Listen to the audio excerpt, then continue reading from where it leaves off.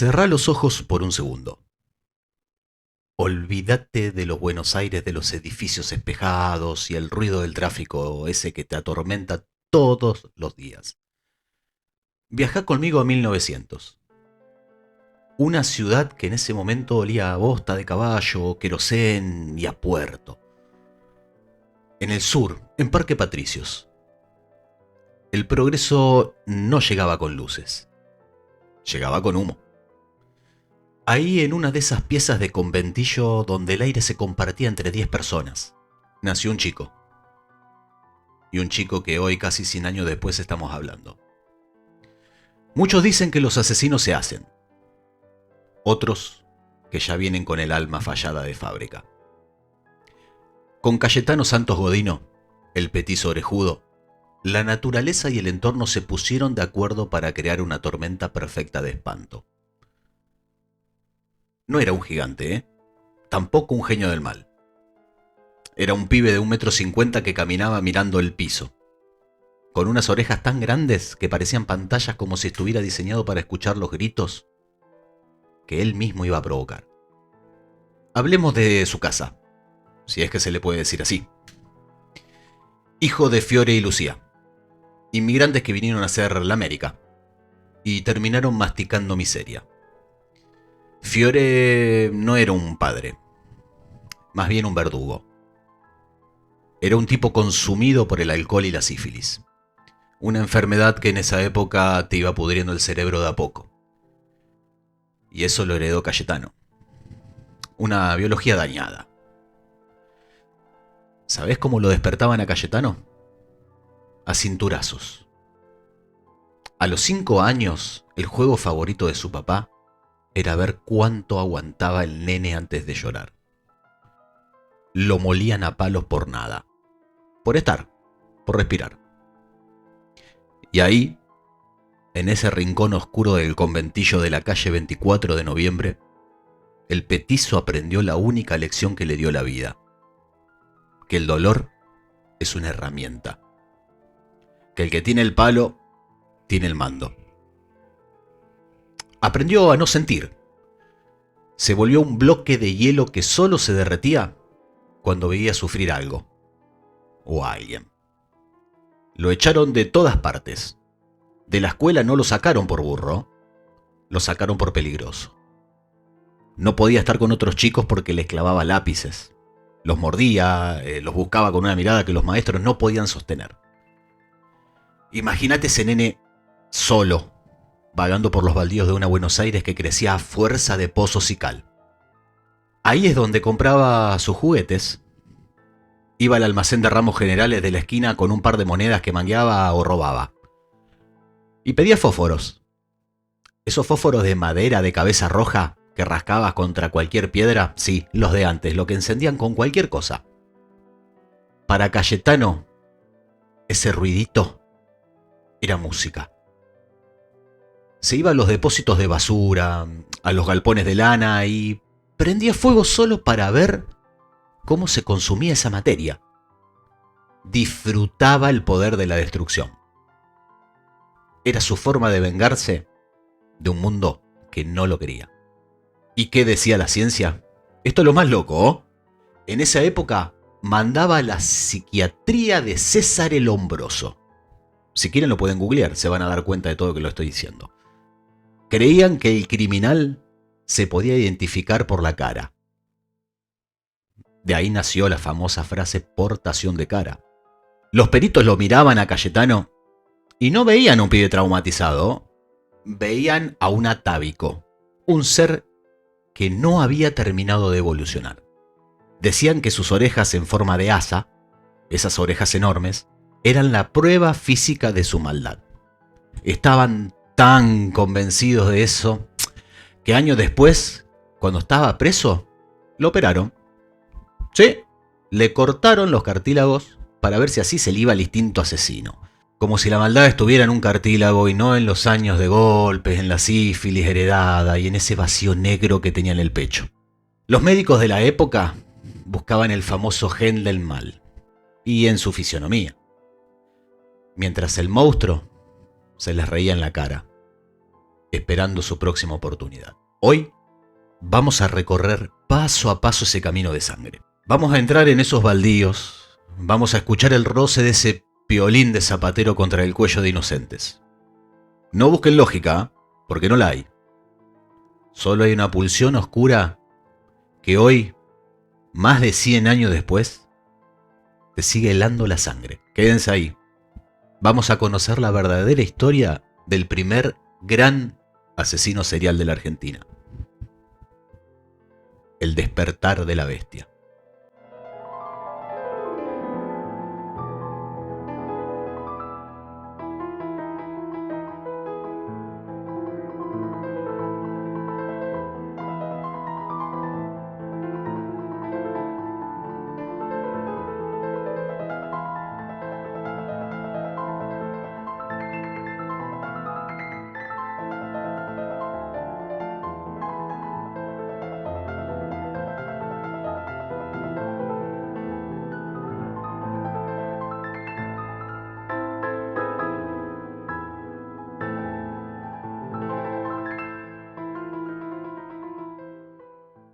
Ya lo vimos.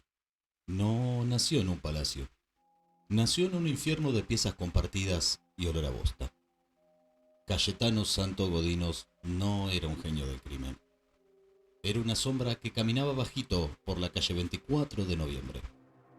1,50 m de puro resentimiento. Mientras la Argentina celebraba su centenario, este adolescente de mirada esquiva y orejas que parecían pantallas estaba escribiendo la página más negra de nuestra historia policial. Hoy, después de entender ese nido de odio que fue su infancia, vamos a bajar al subsuelo de sus actos. Vamos a recorrer paso a paso sus paradas en el espanto. Ajustate el cinturón, porque esto es la anatomía de un monstruo. Como te decía, a los 5 años, Cayetano ya era un desterrado. La escuela lo escupió porque no podían controlarlo. Pero la calle lo recibió con los brazos bien abiertos. Entre los baldíos y los pozos de cal de Parque Patricios, empezó a ensayar su sadismo. Disfrutaba el poder sobre los que no podían defenderse. Arrancarle las patas a los pájaros era un pasatiempo. Quemar gatos vivos, su fascinación. Pero la curiosidad de la bestia pedía más. El 28 de septiembre de 1904, esa curiosidad encontró nombre. María Rosa Facé. Una nena de apenas 21 meses. Sí, un poco más de 1 año y medio. Cayetano, con solo 7 años, ya sabía manipular. La llevó a un baldío en la calle Rioja al 1200. No hubo gritos, solo el silencio de los escombros. La golpeó con una piedra en la cabecita y con una frialdad que no era de este mundo. Empezó a cavar unas zanjas con sus propias manos. La enterró viva, boca abajo. La policía la encontró de milagro porque un vecino escuchó un gemido que salía de la tierra. La respuesta del sistema de ese momento: devolverlo al padre. A ese fiore que, en lugar de corregirlo, le enseñó que el mundo se arregla a golpes. Pero esperen, porque la sed de daño de Cayetano no se limitaba meramente a los humanos.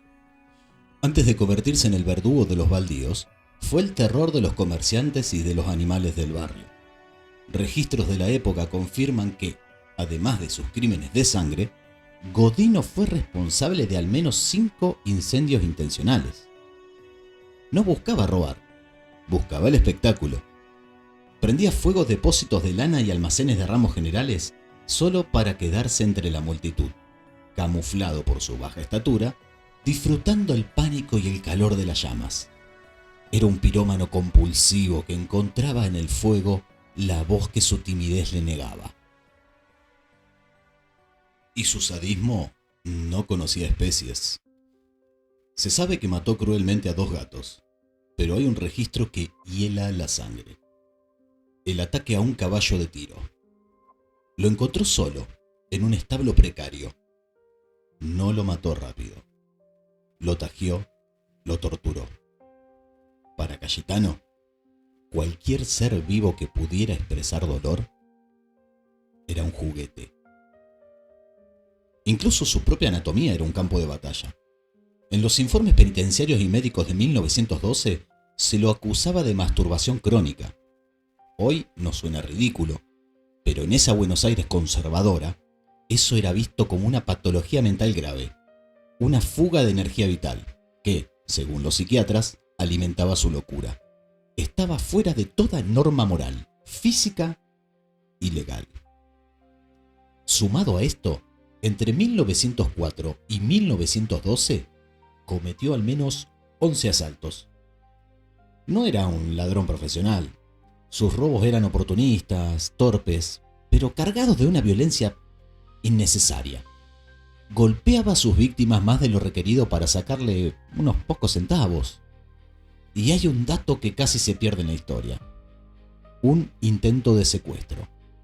Antes de Gesualdo, intentó llevarse a una nena de un jardín, pero los gritos de una vecina lo espantaron. Imaginen el nivel de impunidad que sentía este pibe de 16 años, caminando por la ciudad con una lista de delitos que hoy le darían 3 cadenas perpetuas. Pero que en ese entonces, la policía miraba con desconcierto, porque no entendía a qué se enfrentaban. Fiore Godino finalmente se asustó, pero no por piedad, sino por miedo a que el hijo fuera más salvaje que él. Pedía que lo encerraran a gritos, y Cayetano terminó el reformatorio de Marcos Paz. Pero, a ver, imaginémonos, un pibe con la mente ya totalmente quebrada, metido en un lugar diseñado para quebrar hombres. Salió de ahí en 1908, y lo primero que hizo fue buscar un cigarrillo, pero no para fumar. El 11 de septiembre de 1908 encuentra a Julio, un nene de 22 meses, en la calle San Juan. Lo lleva a un baldío, pero esta vez no quiere enterrarlo. Quiere ver la reacción al dolor extremo. Le quema los párpados con el cigarrillo encendido. Disfrutó el olor a carne quemada, el llanto desesperado. La policía lo vuelve a detener, pero los médicos de la época cometen el error histórico. Lo diagnostican con escasez de desarrollo mental y lo largan.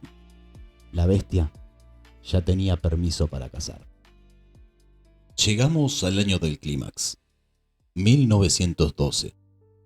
Cayetano ya tiene 16 años y un método perfeccionado. El 25 de enero, Arturo La Aurora, 13 años. Arturo era un chico de barrio, fuerte. Cayetano lo engaña para entrar a un edificio en construcción en la calle Rioja en 1900. En la oscuridad de la obra, entre bolsas de cal, lo muele a golpes con un hierro. Arturo pelea por su vida, pero Cayetano es incansable, como una máquina. Lo deja semidesnudo y agonizando. Arturo murió semanas después. Sus pulmones y su cerebro no aguantaron el castigo. 7 de marzo. Reina Vainikov, 5 años. Este es el crimen que define su piromanía. Reina jugaba feliz en la calle Entre Ríos. Cayetano se acerca, le dice algo al oído y, con un movimiento rápido, le prende fuego el vestido con uno de esos fósforos que tanto amaba. La nena se convierte en una antorcha humana. Muere tras 16 días en una agonía que los médicos describieron como un infierno en la tierra. Cayetano se fue caminando tranquilo, como quien acaba de encender un cigarro. 16 de noviembre de 1912. Gesualdo Giordano, 3 años. Cometió el error de aceptar caramelos de desconocidos. Cayetano lo llevó a una quinta en la calle Formosa. Es un lugar totalmente desolado. Intentó ahorcarlo con su famoso piolín de zapatero, pero el hilo se cortó. La frustración lo volvió aún más violento. Encuentra un clavo de zapatero y con una piedra empieza a martillarlo en la sien del nene. No fue un solo golpe. Fue una sesión completa de tortura. Y lo más macabro no fue el acto en sí, sino lo que vino después. Cayetano, con una total falta de empatía, se presenta en el velorio. Se queda ahí, mirando el cajoncito blanco. Los padres destrozados no saben que tienen al asesino al lado. Cayetano se indigna porque no ve el clavo. Le habían puesto una venda a Gesualdo para tapar la herida. Esa es la mente de Godino, o era. Para él, su obra había sido tapada. Lo atraparon en diciembre, después de intentar quemar a otro chico. Confesó todo, sin que se le moviera un solo pelo. La justicia, perdida, lo envió directamente a la cárcel de Ushuaia. Ahí, la ciencia intentó lo imposible. Le operaron las orejas, pensando que eso lo iba a calmar. Pero el final de Cayetano fue poético. En 1944, después de todos esos años de ser el paria de la cárcel, cometió su último gran error. Mató al gato de los presos. En un lugar donde no hay nada, ese animal era lo único que mantenía la humanidad de todos los internos. Los presos los esperaron en el pabellón. Lo molieron a palos. Una hemorragia interna terminó con él un 15 de noviembre. Murió como vivió, rodeado de violencia. Pero esta vez, el que estaba abajo del zapato era él. Cayetano Santos Godino se fue, pero su historia nos recuerda que los monstruos no salen de debajo de la cama. Salen de los lugares olvidados y de la violencia familiar. Si este caso te dejó pensando, suscríbete a nuestro canal. Nos ayudas como no te das una idea. ¿Creen que Fiore fue el verdadero responsable de todo esto? ¿El verdadero verdugo? ¿El que entrenó esa mente criminal? Te leemos abajo. Somos Estación Paranormal Argentina y agradecemos totalmente tu visita.